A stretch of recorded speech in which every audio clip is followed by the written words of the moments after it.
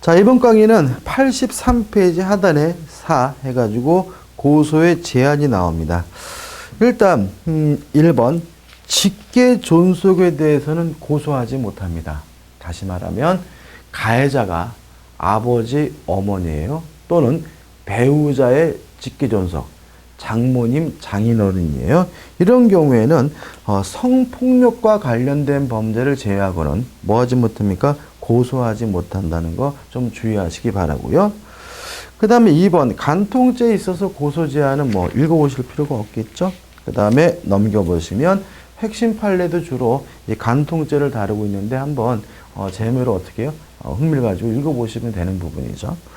자, 85페이지 오시면 이제 뭐가 나오냐면 고소 불가분의 원칙이라는 것이 나옵니다.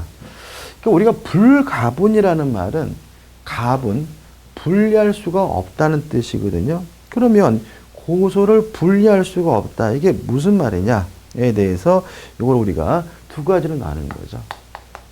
객관적 불가분의 원칙.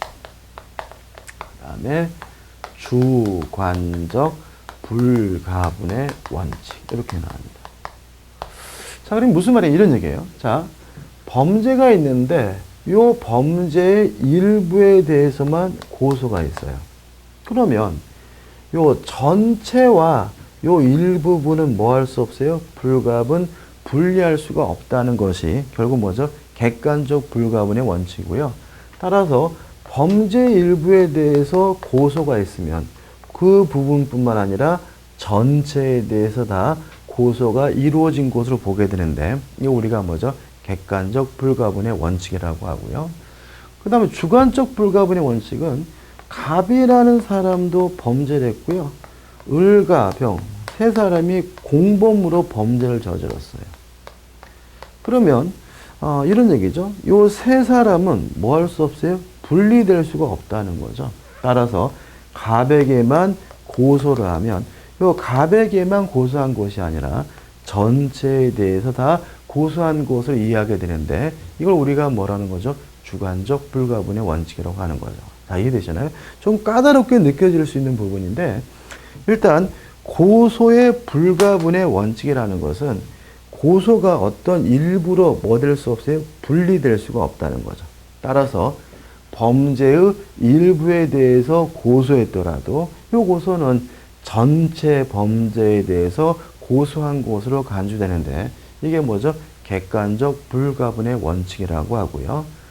따라서 범죄 행위자 여러 명 중에 한 사람에게만 고소했더라도 전체 범죄자에 대해서 다 고소한 것을 간주가 되는데 이게 우리가 뭐죠? 주관적 불가분의 원칙이라고 합니다. 자, 2번 형사소송의 태도가 나오는데 일단 이 객관적 불가분의 원칙에 대해서는 형사법에 규정이 없어요. 주관적 불가분의 원칙에 대해서만 규정이 있거든요. 왜 그러느냐? 이건 너무나 당연한 거니까요.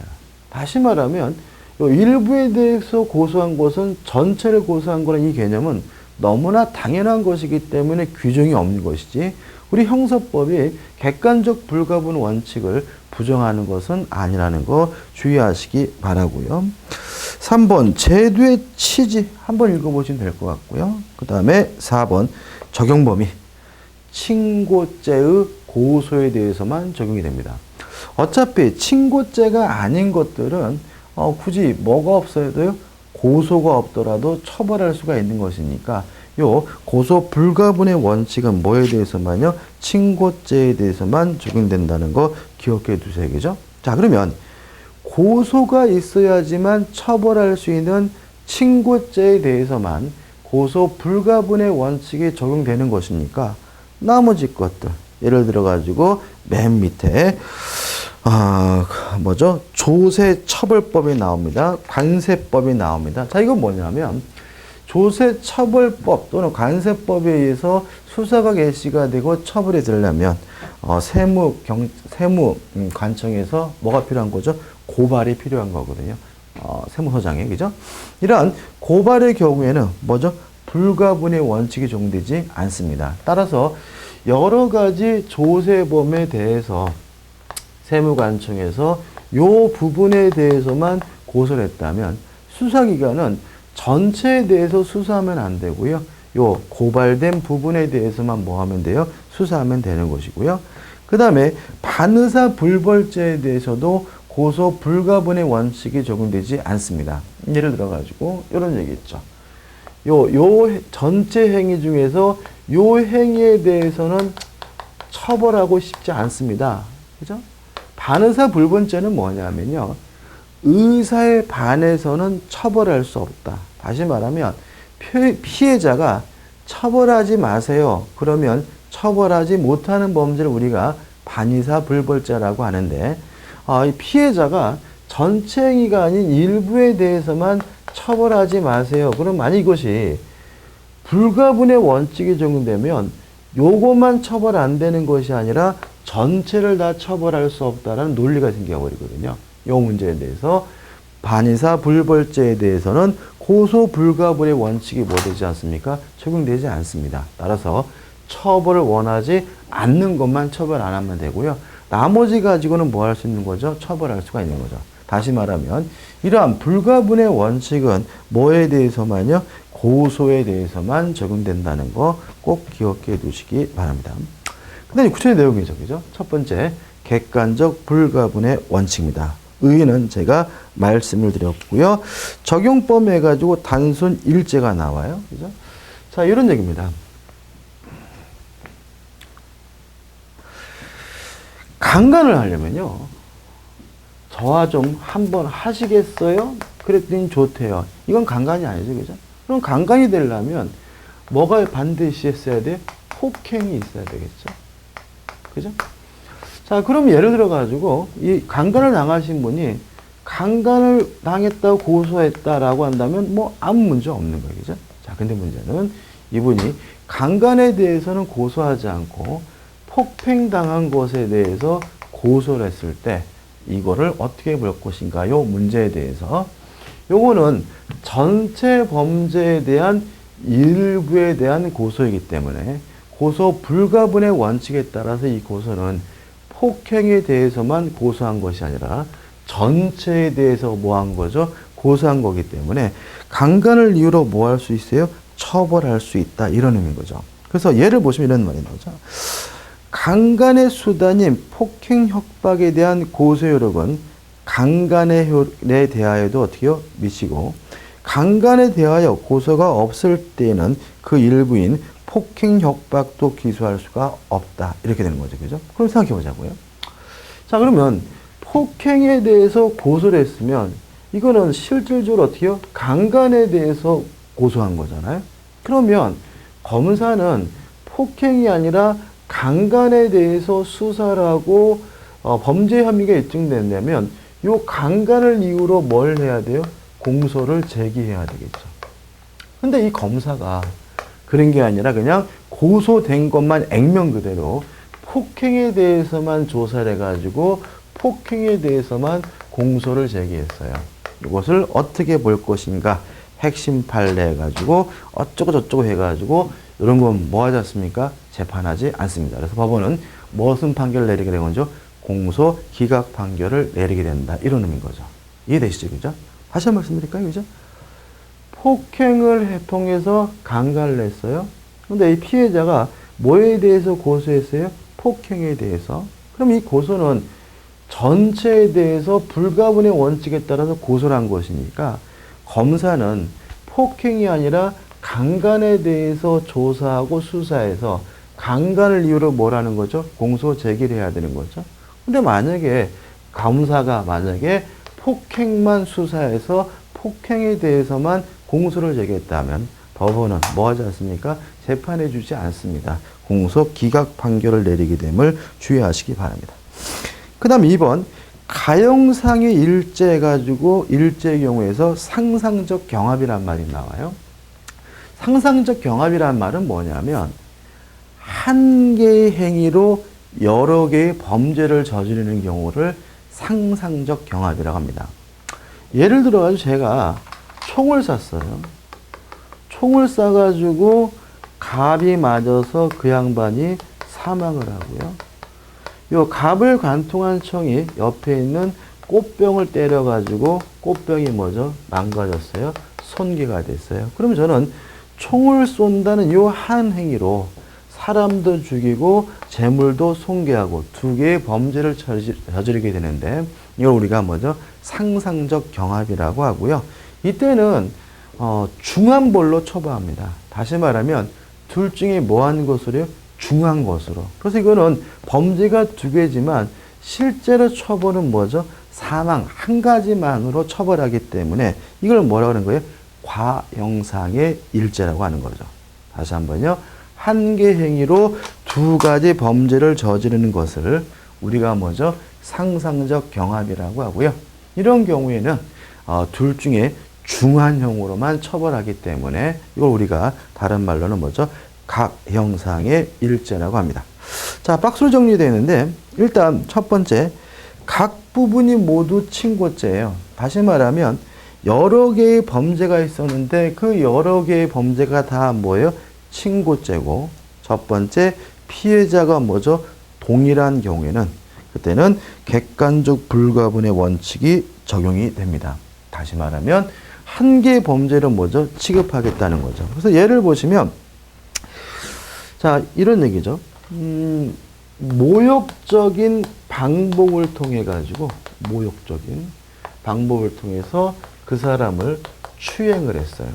그러면 모욕적인 방법으로 추행을 했으니까 이건 뭐가 돼요? 강제 추행이 되는데 또 이게 뭐이기도 한 거죠? 모욕죄이기도 한 거죠. 그럼 이 사람은 모욕죄.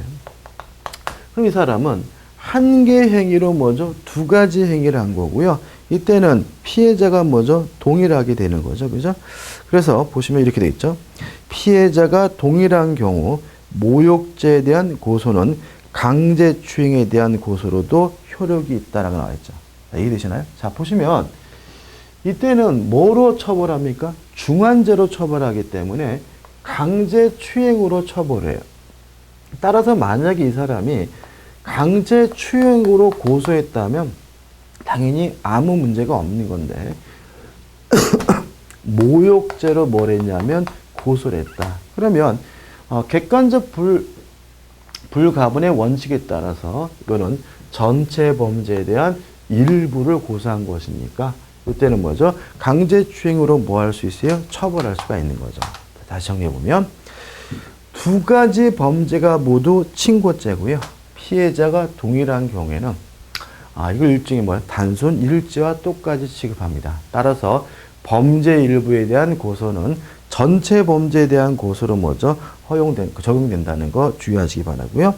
그 다음에 피해자가 다른 경우죠. 이런 경우에는 결론은 뭐죠? 불가분의 원칙에 적용되지 않습니다. 자, 다시 말하면 상상적 경합의 경우에 불가분의 원칙이 적용되려면 피해자가 뭐 해야 되는 거죠? 동일해야 되는 거죠. 따라서 피해자가 동일하지 않고 여러 명인 경우에는 그때는 불가분의 원칙이 적용되지 않아요. 예를 들어 가지고 모욕죄입니다. 모욕이죠. 그죠?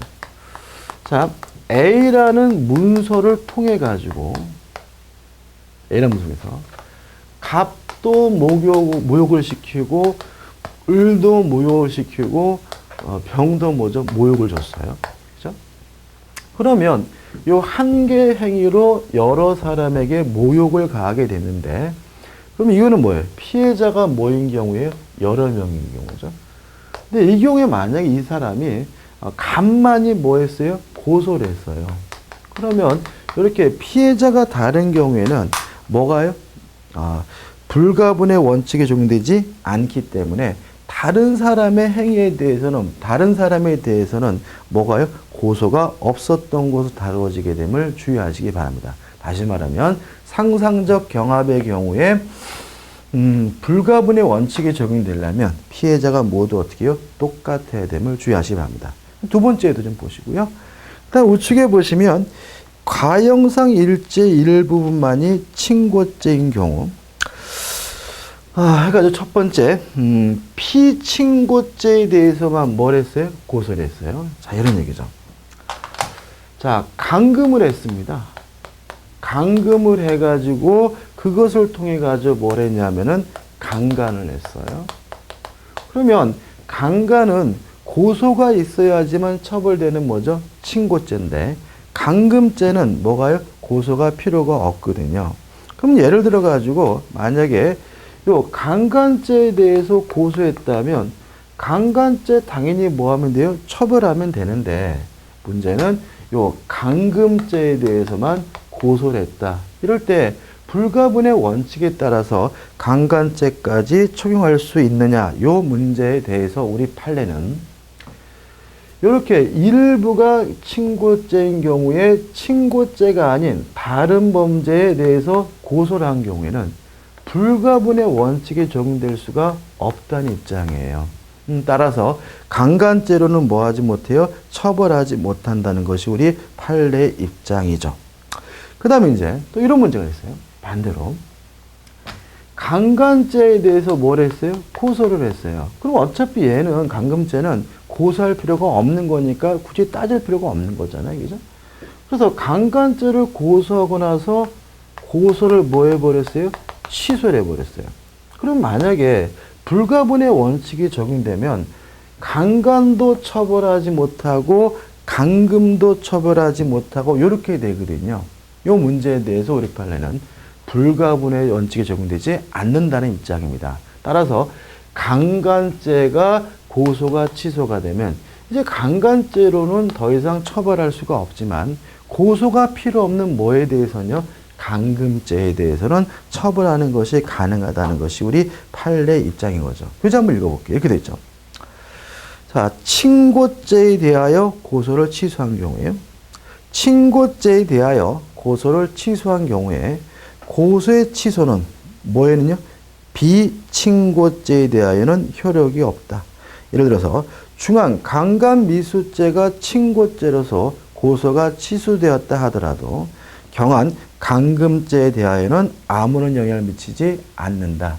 따라서 요 강간죄에 대한 고소가 취소가 됐더라도 뭐로선 여전히 처벌할 수 있어요? 강금죄는 여전히 처벌할 수 있다는 것이 우리 판례 입장임을 주의하시 바랍니다.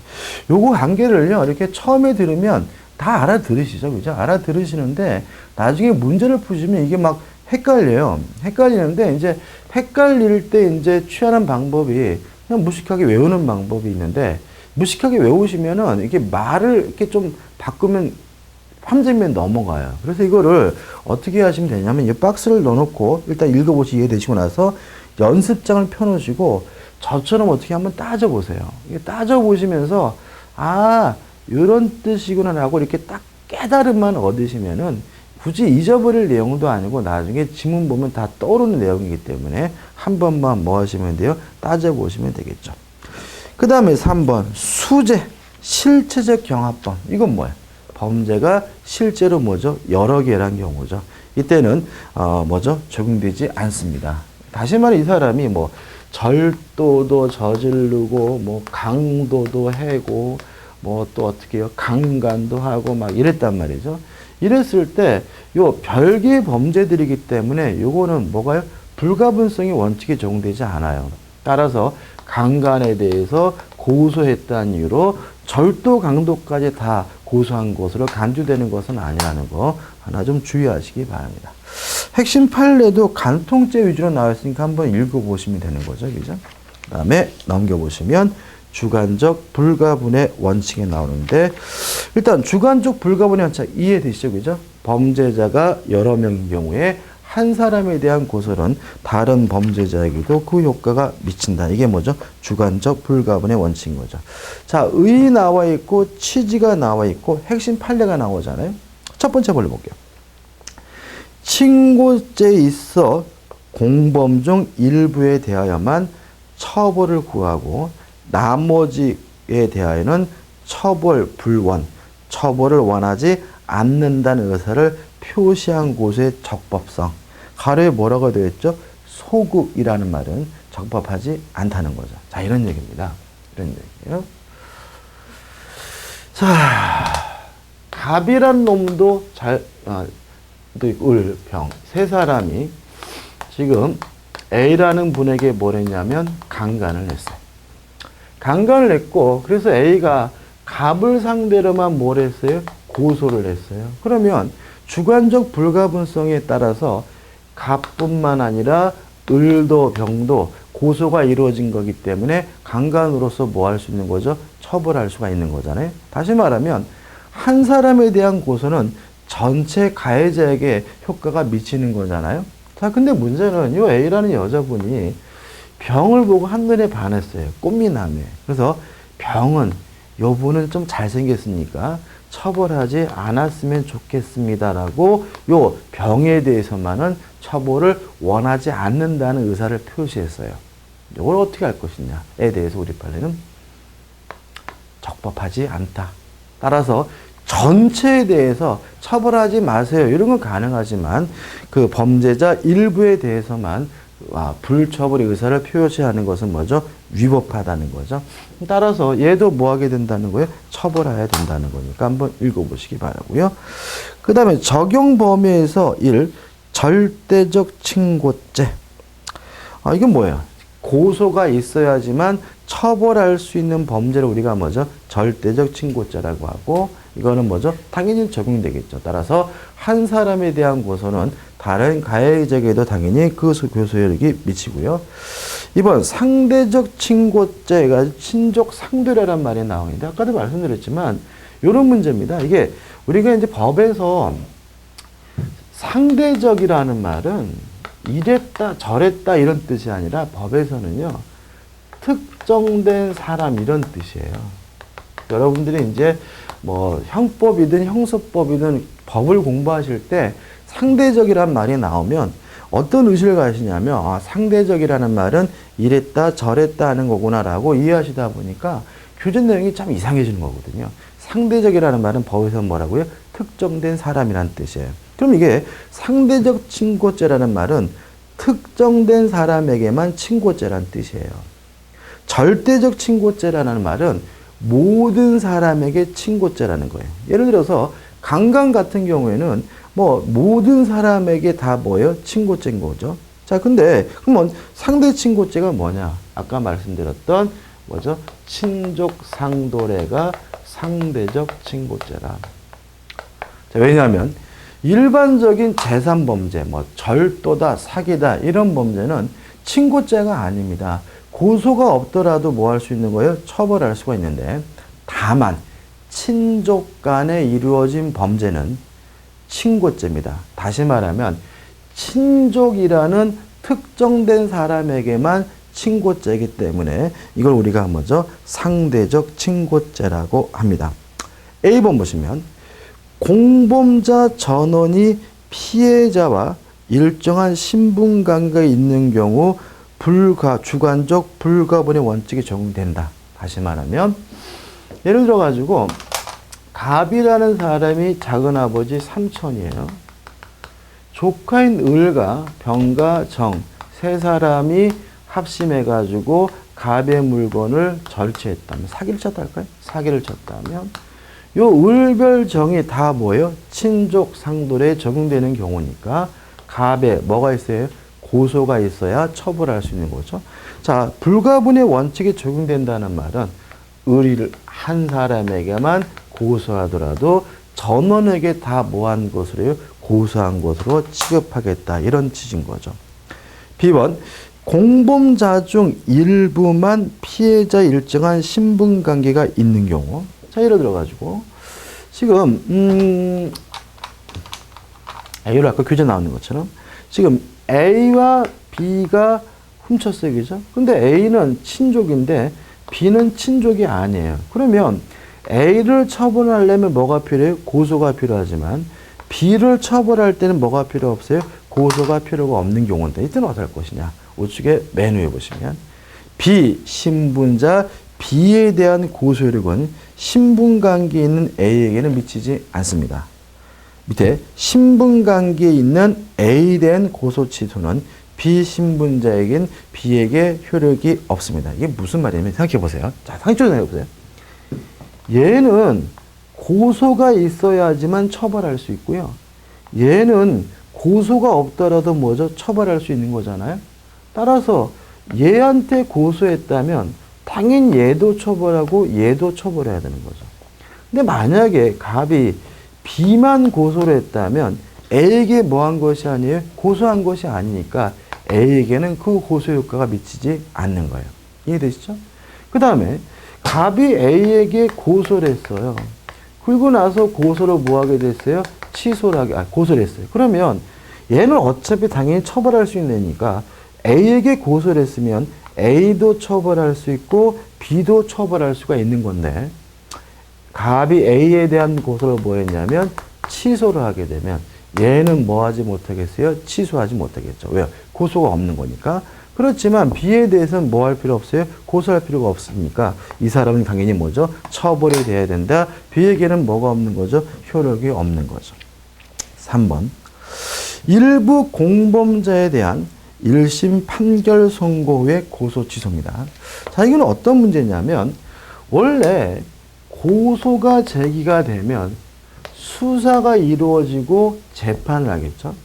근데 고소한 것을 취소할 수가 있어요. 정확한 의미에서 이게 철회인데 요 고소 취소 철회는 언제까지 해야 되느냐 요 문제에 대해서 우리 형사법은 1심 그죠?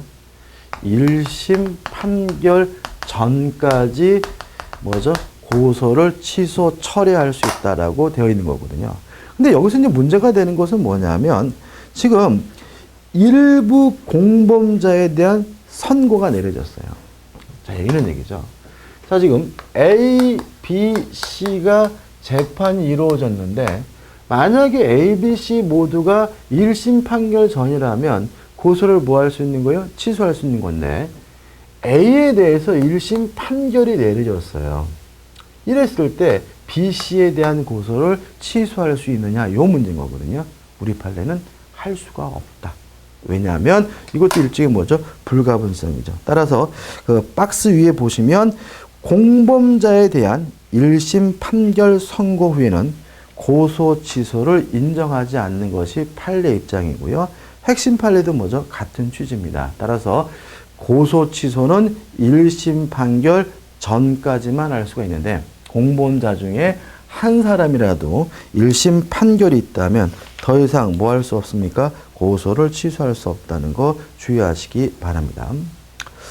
그 다음에 4번 반의사 불벌죄에 대한 적용 여부인데 아까도 잠깐 말씀드렸지만 요 불가분의 원칙에 대해서는 반의사 불벌죄가 적용되지 않아요. 따라서 그 박스 밑에서부터 세 번째 보시면 이런 말이 있죠.